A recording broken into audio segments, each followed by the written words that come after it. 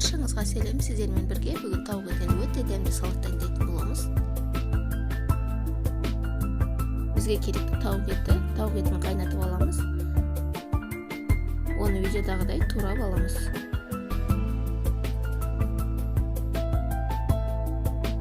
Бір қияр қосамыз, оны да видеодағыдай турап аламыз.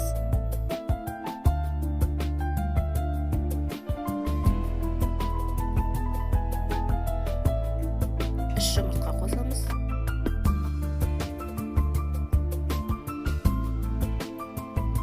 Бір қызанақ қосамыз.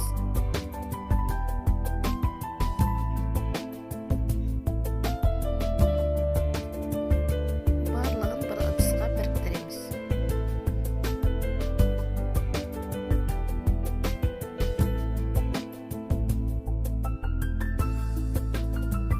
Жүгері қосамыз.